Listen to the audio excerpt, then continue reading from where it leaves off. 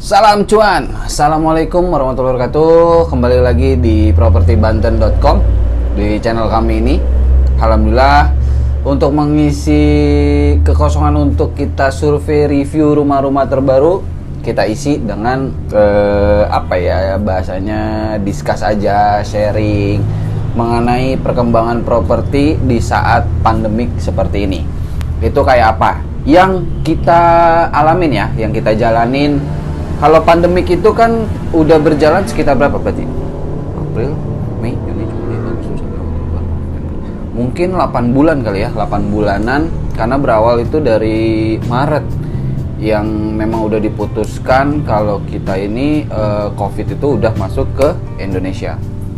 Sebenarnya memang dari 2019 akhir di negara asalnya si COVID itu. Siapa sih COVID itu?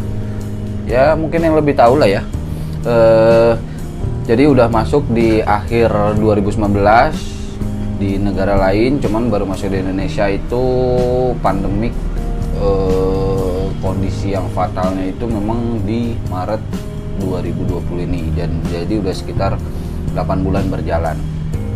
Tentunya ini mengalami kendala di beberapa lini bisnis usaha, karena kita pribadi ada usaha yang bergerak di sebuah penginapan, kemudian juga properti yang utamanya itu juga ada impact-nya seperti apa, karena juga dari pandemik ini gak hanya menghajar dari segi bisnis di kelas atas, menengah sampai bawah pun juga ini mengalami kendala dan impact-nya besar banget. Tapi kalau gue pribadi ini punya grafik untuk mengenai kita bicara dari sudut pandang properti ya, dalam artian jual beli properti, karena kita ini agent kan. Itu dari Maret sampai dengan saat ini kalau dilihat secara grafik bisa dikatakan flat, tapi mengalami juga kenaikan juga, terutama di rumah secondary. Kalau untuk rumah baru yang jelas sulit lah ya, karena memang prosesnya perbankan, dimana lagi yang proses perbankan ini ya nggak semudah itu prosesnya, apalagi yang umumnya seperti biasa aja ada di segi proses A, B, C yang memang agak sekelumit ya, karena untuk kita bicara untuk di wilayah Banten, karena sejauh ini kemarin ini kita punya konsumen untuk yang di perumahan baru itu, untuk yang kebanyakan kan subsidi nih pasarnya di sini. Subsidi kita punya sekitar 7 atau 8 konsumen. Sisanya itu yang komersil. Nah, itu kita hands up deh. Dari mulai Maret itu emang kita udah angkat tangan, dalam artian karena memang kita selalu follow up dari pihak perbankannya sendiri. Jadi susah banget, karena memang kita untuk proses pencairan dan lain-lain, plafon KPR memang agak susah. Finally kita di bulan Agustus atau September itu baru dapat jawaban untuk yang komersil, untuk proses perbankan ya. Dan itu pun juga ada penurunan plafon yang akhirnya si konsumen sendiri ya udah akhirnya ngambil rumah second option maksudnya dalam artian yang tadinya komersil jadi ngambil rumah subsidi, karena memang dia harus bayarnya cash gitu. Balik lagi, nah dari mulai Maret, April, Mei sebenarnya kita ini ada di awal itu nggak sempat kaget, kita ada big deal untuk salah satu hotel, memang bukan di area Banten tapi di Jakarta. Nah, untuk teman-teman mau tahu, kalau untuk properti Banten ini sendiri memang khususnya di Banten. Tapi untuk teman-teman mungkin yang mau tahu di area Jakarta, Bogor, Depok, Tangerang, Bekasi, teman-teman bisa follow nih link Instagramnya nih di House of Merlin atau di channelnya House of Merlin sendiri. Itu ada beberapa rumah di area Jabodetabek. Syukur-syukur kita bisa terus mengembangkan terus ke daerah lainnya. Itu ya teman-teman ya. Oke, sebelum kita lanjut jangan lupa subscribe dulu nih, terus dinyalain lonceng notifikasinya agar selalu teman-teman bisa dapat updatean apa yang terbaru dari Properti Banten dari channel kami ini. Itu. Oke, kita lanjut. itu ya kendalanya ya. Tapi alhamdulillahnya ya itu tadi, kita kalau lihat secara grafik yang kita punya itu ada mengalami peningkatan dari mulai Maret April ya. Kita ada big deal memang salah satu hotel di area Jakarta.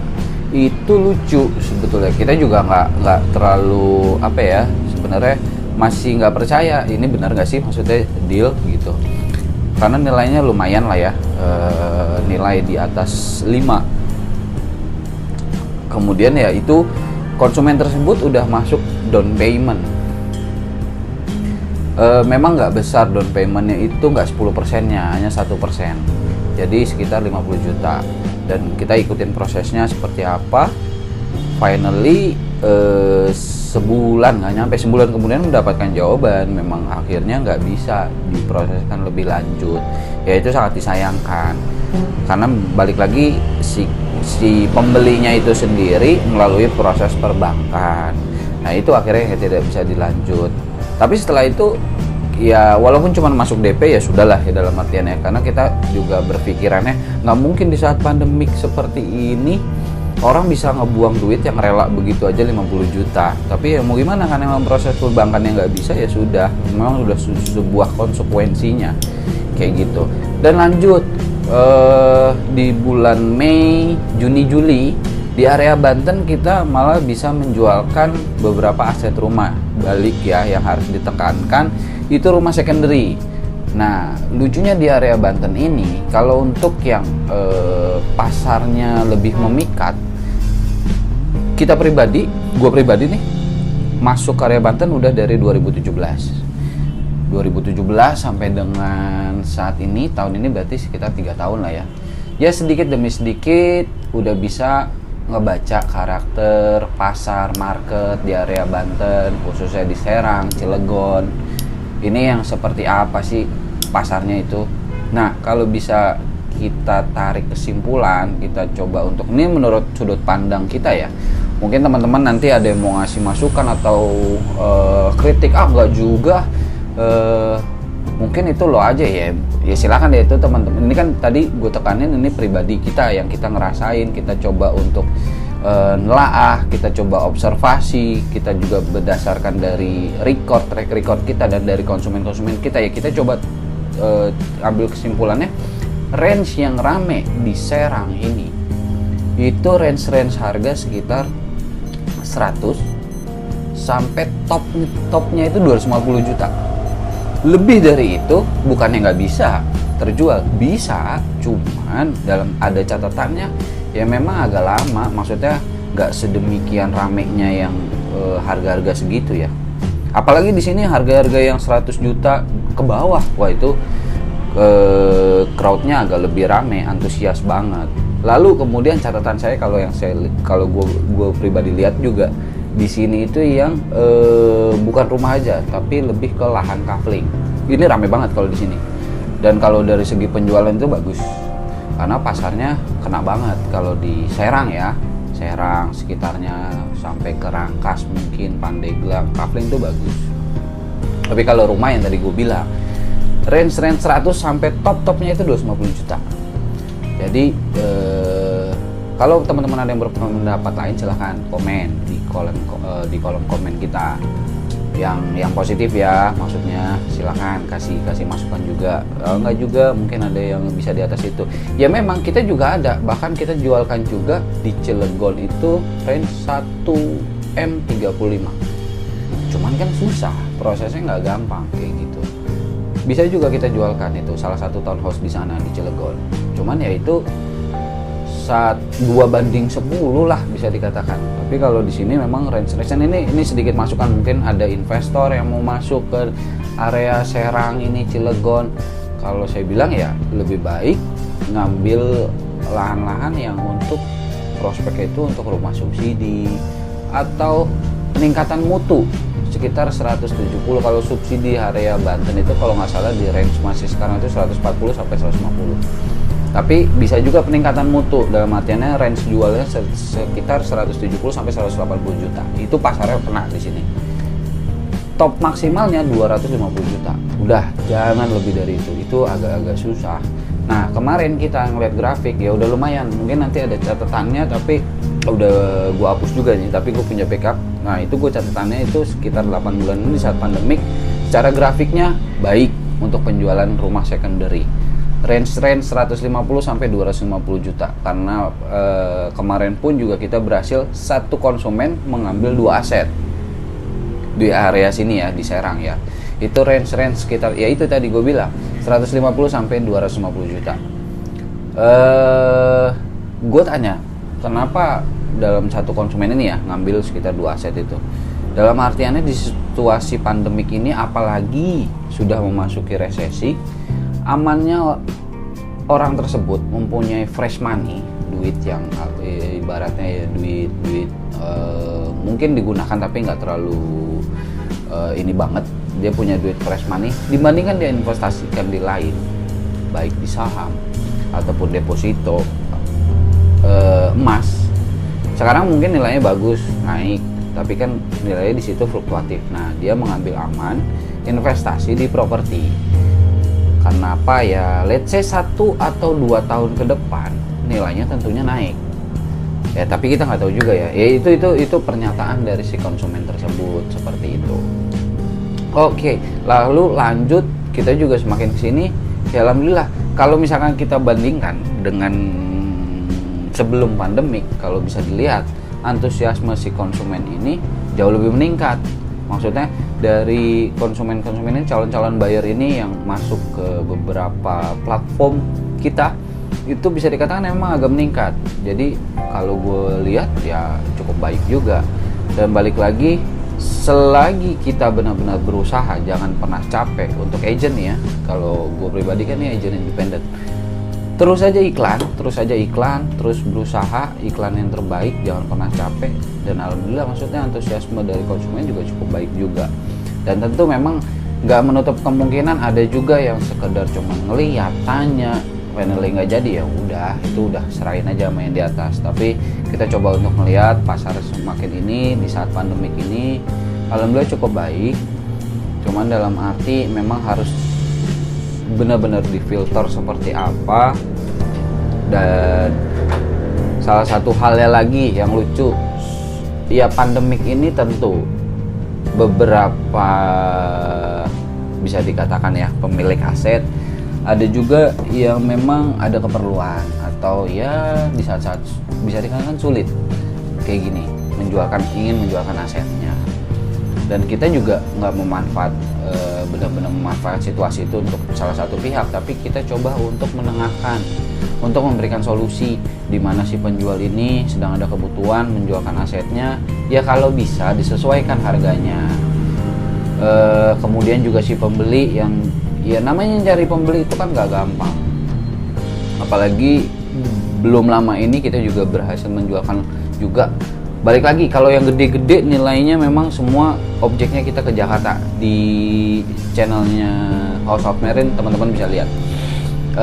Di sana kita juga berhasil jualkan. Nah itu situasinya apa itu? Bisa menyesuaikan dari segi penjual. Dari segi penjual itu bisa menyesuaikan dari harganya. Apa sih? Bisa menyesuaikan harga jualnya. Contoh, ini mah contoh ya, misalkan dia menjualkan ya harusnya dinilai di angka 10 M. NJOP per tahun ini misalkan katakanlah di angka sekitar 8 M. Nah dia tadinya si penjual ini pinginnya sih ya sudah net di angka 9 lah, dalam artiannya bersih ya. Nah kan harusnya ada spare, berarti sekitar 9,5. Nah itu di saat kayak gini bukan yang nggak bisa kejual, bisa banget, cuman ya butuh waktu yang lama, butuh waktu yang lama. Kalau mau cepat bisa menyesuaikan, kita juga nggak terlalu nge-push banget si penjual, enggak. Ya tadi kita win-win solution, memberikan yang terbaik untuk si penjual dan si pembeli. Penjual mendapatkan apa yang diinginkan, yaitu money, cuan. Dan satu lagi si pembeli mendapatkan juga apa yang diinginkan, yaitu aset. Nah, jadi kita memberikan solusi dalam artiannya. Ya sudah, kita coba untuk bicarakan dan alhamdulillah kita coba untuk compare dengan nilai NJOP. Kita juga nggak jual di bawah NJOP. Agak mepet-mepet dikit dan alhamdulillah bisa ketemu titik temunya. gitu. Nah itu sih yang kemarin kita rasakan sejauh ini, bisa berhasil menjualkan. Kalaupun memang ada owner yang tetap ngotot, ya kita juga nggak bisa memaksakan juga, terserah, monggo kembalikan kepada si pemilik aset tersebut. Kalau emang mau tetap terjual dengan nilai yang dia inginkan, ya monggo gitu.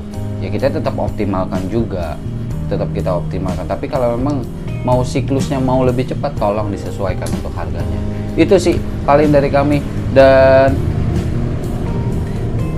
kalau untuk di Banten ini yang tadi saya bilang, kalau untuk harga-harga tersebut unik ya, dalam artian harga-harga range tersebut itu cukup cepat, tapi nggak menutup kemungkinan harga di atas itu nggak bisa jualan juga. Bisa range 500, 1M, 2M bisa di Banten ini, cuman memang lebih ramainya marketnya itu di range harga segitu.